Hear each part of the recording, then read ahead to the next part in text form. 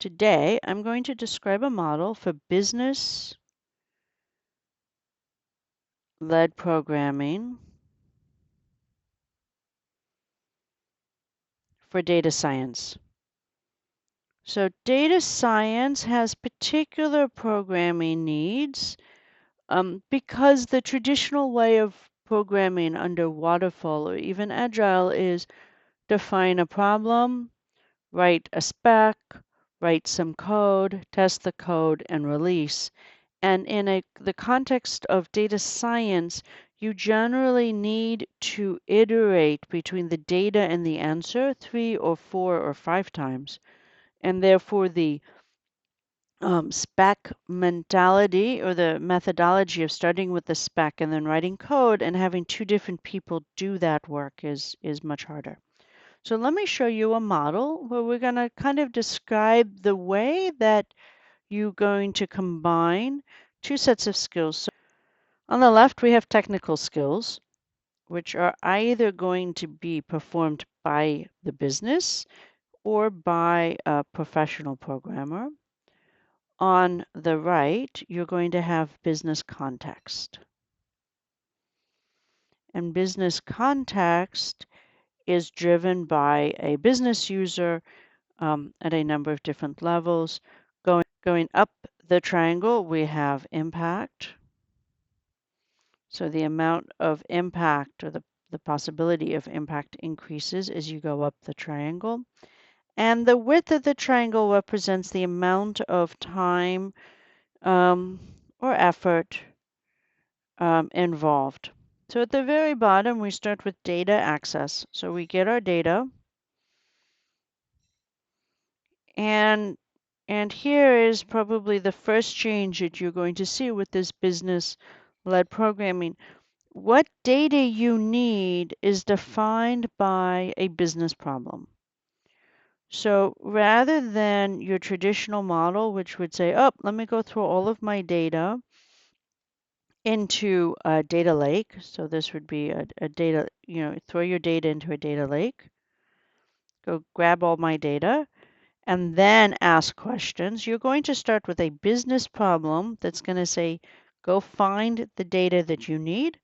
Once you've identified that data, you're going to look back at your business problem and say, all right, I collected some data. Is that data actually going to give me what I need to solve my business problem? And in order to do that, you need to move up to the next layer, which is access tools. Having your data in a data lake isn't sufficient. You really need a strong way of querying that data, asking questions of it, and that the business side says I take a business question. So I have a general problem. So let's say I want to understand a sales pipeline. The business question might be which products are being sold, which sales regions are successful, what are the skills necessary by the salespeople to complete a sale. And in this situation, your business question again drives your access. Once I've accessed my data, I go back and answer business questions, and I am able then to complete what I consider the manual steps of this process. So this is all manual. Then we can answer questions back and forth, and the time gets a little bit smaller because the data is already sitting in an environment. All right. Now that I've exercised the data and the business questions, I can start to talk about the next set of technical skills, and that's programming skills. And that's going to be probably Python or R, depending on your context.